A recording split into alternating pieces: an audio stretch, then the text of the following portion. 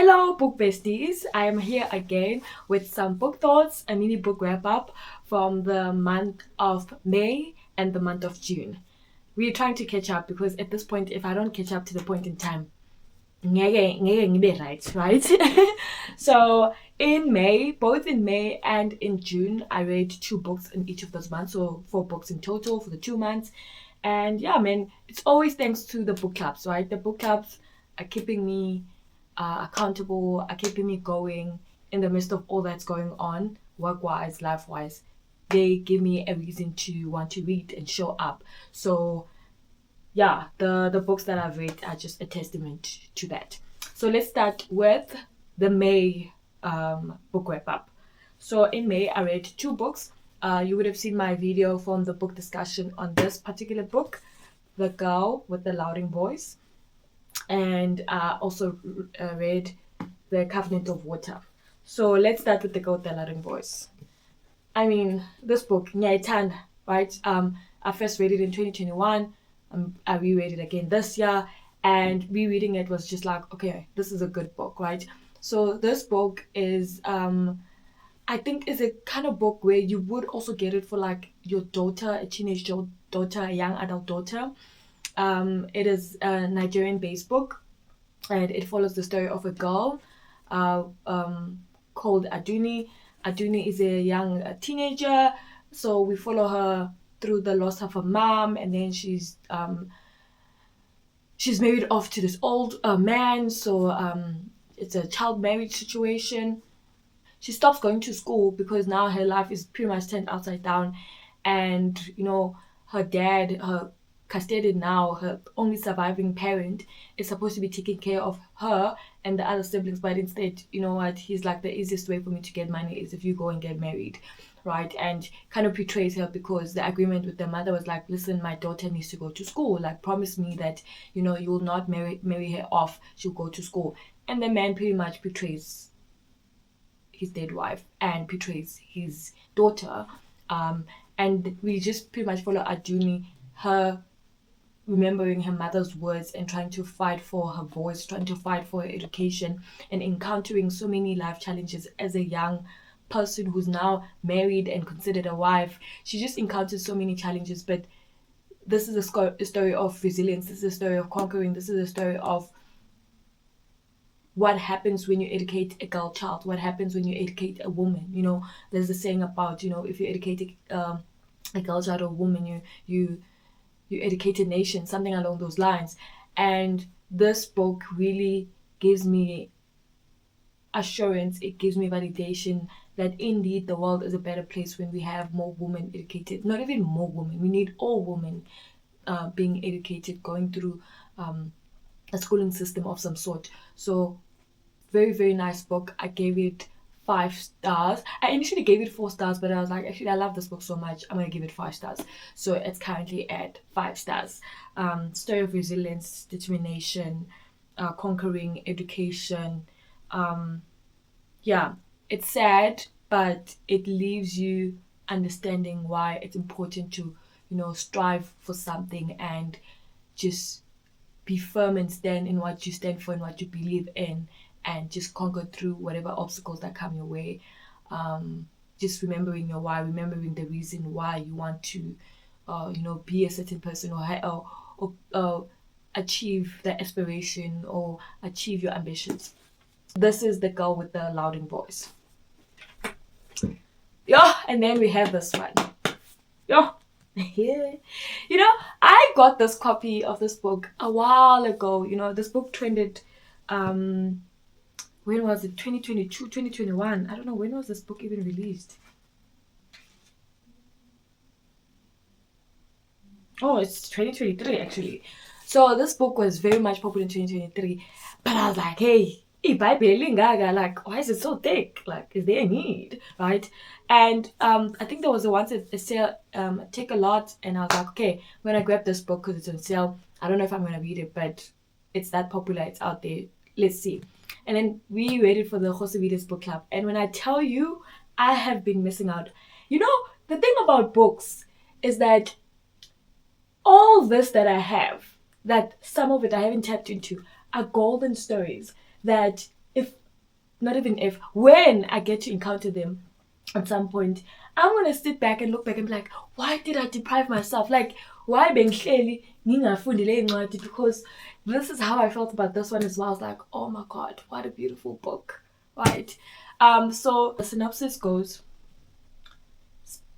spending the years of 1900 to 1977, the Covenant of Water follows a family in South India that suffers from a peculiar affliction.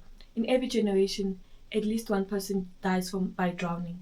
And in Kerala, water is everywhere.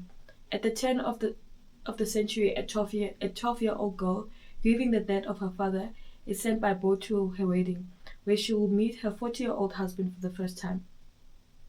From this beginning, the young girl and future matriarch, known as Big Amachi, will witness unthinkable changes from the span of her extraordinary life, full of joy and triumph, as well as hardship, loss, and her faith and love, the only constants. A shimmering evocation of bygone India and of the passage of time itself. The Covenant of Water is a hymn to progress in medicine and to human understanding, and a humbling testament to the hardships undergone by past generations for the sake of those who of those alive today rather. Imbued with humor, deep emotion, and the essence of life, it is one of the most masterful literary novels published in recent years.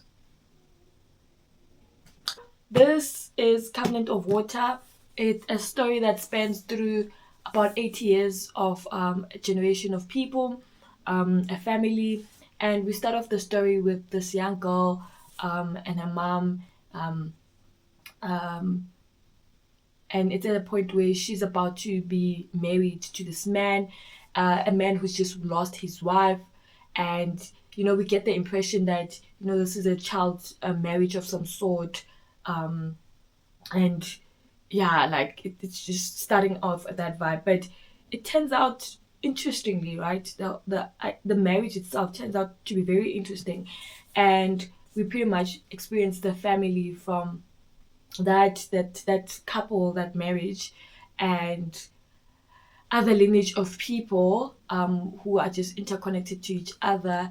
And the I guess the premise of this book, what I really enjoyed about this book, is that we go through life experiencing, the victories, the sadness, the grief, the good experiences, the sad experiences. And this book does something very interesting that I'm currently like having multiple thoughts about. That's I'm constantly pondering about the idea of grief, right?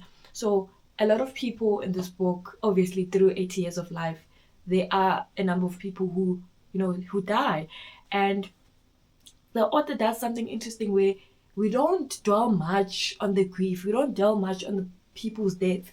And it's very interesting because it gives you know, it mirrors the reality that life does move on. And it's so sad for the people who are in the situation, but somehow the author has been able to mirror the story from a perspective of, the person who's aggrieved, and also the POV of how the world moves on, even in the midst of you experiencing the grief that's happening, and the disorientation that comes with your life being disorientated, how the two worlds parallelly move, the one where your life is just turned is overhauled, by the loss of a loved one. On the other side, there are things that are happening parallel to that, and life is moving. All the things around the world that are, in motion continue to be in motion. Nothing changes. So this is a beautiful story. It's the kind of book I would definitely reread. I gave it 4 stars because a part of me did think, "Hey Mara, did it have to be this big, right?" But you kind of get it because it's a book that, yeah, as I was reading and I was paging, I was like, okay, I'm liking the story. I mean, because you have to stick around to understand where are we going, where does ultimately the story end, like what is the vision, right? So yeah, I really did enjoy this book. I think in the future, if I get to be part of a buddy read or a book club and I had to reread this book, I definitely would. So, like I said, I gave it a 4 stars. So it gives an impression that I kind of, not even kind of, I did love the book. It left it left something in me. It really left something in me. Let me read you something from here that stuck with me.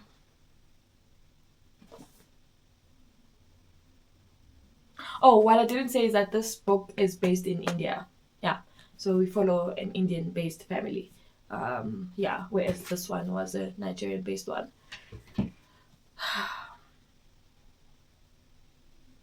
Okay, I wanted to read you something from here. Let's see what page we want to do. Let's do that latter end.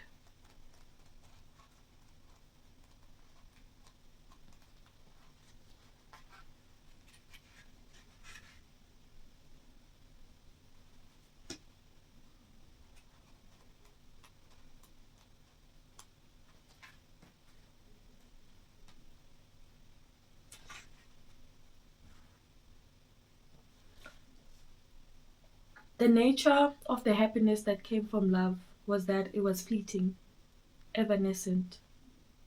Nothing lasted but the land, the soil, and it would outlast them all.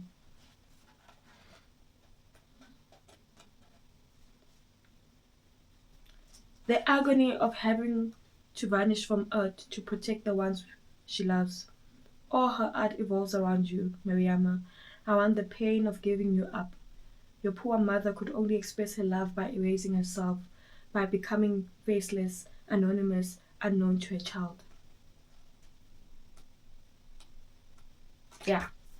So these were my two reads from the month of May, and yeah, I will see you on my next video when I share with you the reads I read in June. Thank you. I appreciate you guys. I hope you're still rejoicing. I hope you're reviewing and reading a whole lot more.